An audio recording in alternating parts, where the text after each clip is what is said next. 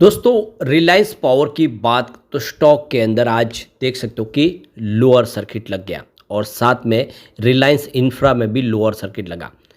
आप देखिए तो कि फ्राइडे को भी लोअर सर्किट लगा था। तो लगातार गिरावट का दौर जारी है और बहुत भारी नुकसान हुआ है उन निवेशकों को जिन्होंने ऊपर के लेवल में एंट्री मार ली है। अब आप देख ही सकते हो कि ये जो एक पूरा माहौल बना हुआ है इस समय वो फिर से पूरा मायूसी भरा है। तो मुसीबतें और अनिल अंबानी दोनों का चोली दामन का साथ है। एक समय ऐसा आता है कि सब कुछ ठीक हो गया है, अनिल अंबानी अब नई तेज़ी नई ऊर्जा के साथ आगे बढ़ेंगे और फिर एक पुराना जो पूरा प्रॉब्लम है वो वापस सामने आ जाता है जिससे माहौल बिगड़ जाता है। अब ये सारे मामले आज के नहीं है, ये पुराने मामले हैं जो गलतियाँ अनिल अंबानी ऑलरेडी कर चुके थे लेकिन अब उससे बाहर निकल नहीं पा रहे क्योंकि वो सारी की सारी जांचें फिर शुरू हो रही है। अब ईडी ने यहाँ पे शिकंजा कसना शुरू कर दिया है। ऐसे में क्या संभावना बन रही है, क्या होगी आगे की स्थिति अनिल अंबानी की और क्या इसी तरह से गिरावट होगी, इसको समझने की कोशिश करेंगे इस वीडियो के माध्यम से।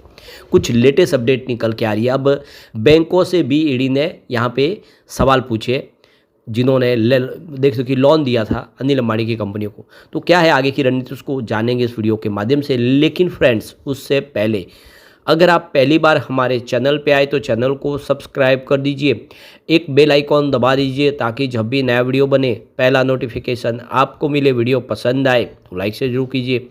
चलो फ्रेंड्स वीडियो स्टार्ट करते हैं। मैं हूँ आपका दोस्त SB दवे और हमारे अपने चैनल ऑनलाइन कमाई में आपका बहुत बहुत स्वागत है। तो सबसे पहले हम बात करें बाज़ार की, तो आज बाज़ार में तो हल्की सी तेज़ी देखने को मिली लेकिन आज निफ्टी एनर्जी में गिरावट है, उसका भी थोड़ा दबाव यहाँ पे देखने को मिला। तो 34,796 के स्तर पे 92 पॉइंट की गिरावट यानी 0.27% डाउन है निफ्टी एनर्जी। और रिलायंस पावर में तो भारी गिरावट हो गई। आप देख ही सकते हो कि सीधा बाजार खुलते ही लोअर सर्किट लग गया 47.5 पर और बहुत ज़बरदस्त गिरावट हुई है। यह स्टॉक 76 से गिरते हुए 47 पर आ गया है, यानी एक तरह से कह सकते हैं कि लगभग यहाँ पे आपको 29 रुपये तक का भारी नुकसान देखने को मिलेगा लोगों को। तो ये जिसने इसमें निवेश किया है वो तो इस समय काफ़ी ज़्यादा लॉस में आ गया है। और ऐसी भारी गिरावट रिलायंस इंफ्रा में भी है और यहाँ पर भी 296 पर स्टॉक आ गया है। सीधा सुबह बाजार खुलते ही लोअर सर्किट लगा, कोई ट्रेडिंग हुई नहीं। तो भारी बिकवाली चल रही है, लोग पैनिक सेलिंग कर रहे हैं। तो देख लो कि अनिल अंबानी ग्रुप की company Reliance power Reliance infra दोनों ही शेयर सोमवार को धड़ाम हो गए। तो दोनों में ही लोअर सर्किट लगे और आप ये देख सकते हो कि यहाँ पे देख ईडी ने निजी और सरकारी बैंकों के उन अफसरों को पूछताछ के लिए बुलाने का यहाँ पे फैसला किया है जिन्होंने अनिल अंबानी की कंपनियों को लोन बांटा था। तो ईडी कथित तौर पे 17,000 करोड़ के बैंक लोन फ्रॉड में अपनी मनी लॉन्ड्रिंग जांच में इन अफसरों को पूछताछ के लिए बुलाएगी। यह देख सकते हो कि रिपोर्ट में कहा गया और इसने एक पूरा माहौल ही गड़बड़ कर दिया है।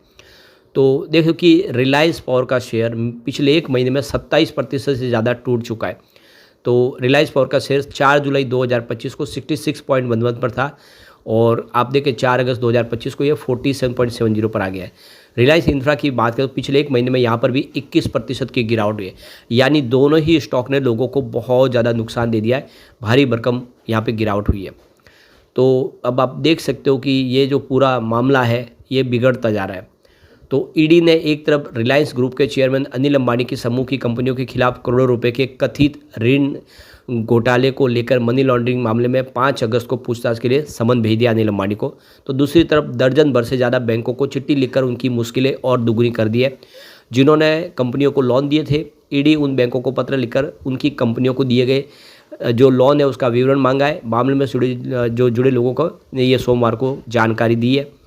तो एनडीटीवी की रिपोर्ट के मुताबिक ईडी ने 12 से लेकर 1300 जो सार्वजनिक और निजी क्षेत्र के जो बैंक हैं उनको पत्र लिखकर रिलायंस हाउसिंग फाइनेंस लिमिटेड और Reliance communication, Reliance commercial finance को दिए गए लोन का विवरण मांगा है। सूत्रों ने बताया कि ईडी ने जिन बैंकों को चिट्ठी लिखी है उनमें state bank of India, Axis bank, ICICI bank, HDFC bank, UCO bank, Punjab and Sind bank शामिल है।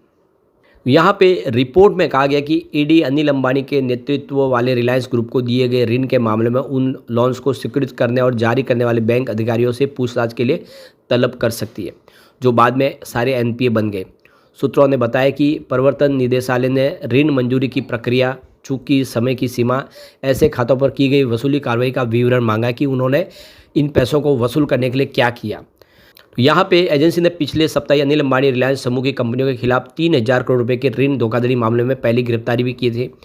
बिस्वाल ट्रेडलिंक प्राइवेट लिमिटेड के जो निदेशक है पार्थ सारथी बिस्वाल को शुक्रवार को देख सकते हो कि पीएमएलए ने यहाँ पे जो अधिनियम के तहत 2002 के 68.2 करोड़ रुपए की फर्जी गारंटी जमा कराने का आरोप में गिरफ्तार किया। उन्होंने बताया कि ये गारंटी रिलायंस पावर की ओर से दी गई थी। यानी आप देखें तो इन्होंने जो टेंडर सबमिट किया था अपनी रिलायंस न्यू एनर्जी का लिए एसजेवीएन में, जिसमें आप देख सकते हो कि बैटरी एनर्जी स्टोरेज का जो टेंडर था उसके लिए जो बैंक गारंटी जमा की गई है वो फर्जी निकली थी, ये कहना है। और इस मामले में गिरफ्तारी भी हो गई है। तो नए मामले में भी फिलहाल यहाँ पे फिर से अनिल अंबानी थोड़े से प्रॉब्लम में आते हुए दिखाई दे रहे हैं। तो ईडी 2017 से लेकर 2019 के बीच यस बैंक द्वारा रिलायंस समूह की कंपनियों को दिए गए लोन 3,000 करोड़ रुपए के हेराफेरी के इस पूरे ऋण मामले में जांच करी। एजेंसी ने पाया कि बैंक ने प्रवर्तकों को ऋण स्वीकृत करने से ठीक पहले भुगतान भी प्राप्त किया था। यानी ये लोन के बदले में इन्होंने रिश्वत दी थी यस बैंक के प्रमोटर ग्रुप को, जो एक लेन देन व्यवस्था का संकेत देता है। एजेंसी ने पिछले महीने ही इस मामले से जुड़े 50 से अधिक फर्मों पर छापे मारे थे और अंबानी के खिलाफ लुकआउट सर्कुलर भी जारी किया है। तो यहाँ पे देखिए ईडी इन बैंक अफसरों से लोन चुकाने में नाकाम रहने वाली रिलायंस कंपनियों के खिलाफ की गई कार्रवाई को लेकर पूछताछ करने जा रही है। केंद्रीय एजेंसी ने पहले ही अंबानी को इस केस में समन जारी कर दिया है।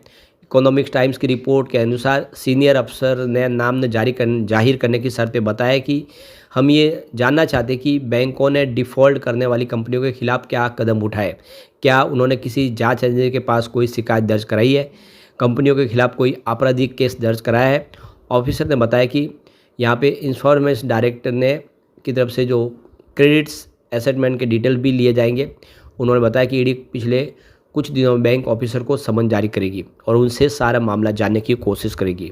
तो फिलहाल अनिल अंबानी बहुत भारी मुसीबत में है और अब आप देख सकते हो कि ऐसे में शेयर की प्राइस तो नीचे आती है, क्योंकि लोग ऐसे वातावरण में इन्वेस्टमेंट नहीं करते बल्कि वो बिकवाली शुरू कर देते हैं और वो भी पैनिक बिकवाली। ये स्पेशली रिटेल इन्वेस्टर बहुत ज़्यादा पैनिक कर जाते हैं। तो अब आप देख सकते हो कि मामला तो बिगड़ चुका है, लेकिन इसका भी निपटारा होगा। अनिल अंबानी अब उन पुरानी गलतियों को दोहरा नहीं रहे, थोड़े से सुधर गए। एक मामला जरूर यहाँ पे गड़बड़ दिख रहा है और वो है फर्जी बैंक गारंटी का। अगर वो यहाँ पे सच साबित होता है तो फिर अनिल अंबानी के लिए और मुसीबतें बढ़ सकती है, क्योंकि पहले तो गलतियाँ उनसे हो चुकी है। अब नहीं होनी चाहिए, क्योंकि नई शुरुआत है तो नए तरीके से होनी चाहिए, क्योंकि बिजनेस तो बढ़ रहे। अब ये शेयर आने वाले समय काफ़ी नीचे गिर चुका है, तो कुछ संभावना बनेगी। क्योंकि आप इसको देखें इसके पेयर कंपनियों तो आपको पता चलेगा ये स्टॉक वाकई में दूसरों के मुकाबले तो इस समय सस्ता है। रिलायंस पावर देखें, इसका मार्केट कैप इस समय 19,678 करोड़ का है। इसका पी रेशियो मात्र 6.68 का है। एनटीपीसी लिमिटेड जिसकी मार्केट कैप 3,21,348 की है और 13.72 का पी रेशियो है। पावर ग्रिड कॉर्पोरेशन इंडिया देख सकते हो कि 2,68,834 का मार्केट कैप है, पी रेशियो 17.32 का। इसका मतलब ये है कि पेयर कंपनियों की तुलना में ये स्टॉक सस्ता है, क्योंकि इसका पी रेशियो कम है। तो ये संभावना बनेगी। अभी यहाँ पे शेयर होल्डिंग पैटर्न को भी अगर देखें तो यहाँ पे प्रमोटर की होल्डिंग 24.98% है, 25% के आसपास है। एफआई का भी अच्छा खासा निवेश है, 12.93% की होल्डिंग एफआई के पास है। डीआई का निवेश यहाँ पे काफ़ी कम है, उनको थोड़ा भरोसा इस पर नहीं है स्टॉक पे पहले से ही, तो 3.61% का ही निवेश किया हुआ है। लेकिन रिटेल इन्वेस्टर और कुछ अदर्स बड़े होल्डर ने काफ़ी बड़ा निवेश किया, करीब 58.48% की होल्डिंग उनकी है। यानी वो काफ़ी भारी मात्रा में उनका निवेश है और वो अब पैनिक सेलिंग शुरू करे तो लोअर सर्किट लग रहे हैं और ये दबाव थोड़े दिन और देखने को मिल सकता है। तो इस समय इस स्टॉक में या फिर रिलायंस इंफ्रा में वेट एंड वॉच की स्थिति ही दिखाई दे रही है। लेकिन फ्रेंड्स, कोई भी इन्वेस्टमेंट करने से पहले अपने फाइनेंशियल एडवाइजर से एडवाइस ले ले या अपना खुद का रिसर्च करें, क्योंकि मैंने वीडियो आपके एजुकेशनल पर्पज़ के लिए ही बनाया। वीडियो पसंद आए तो लाइक से जरूर कीजिए और चैनल को सब्सक्राइब कर दीजिए। Thank you friends.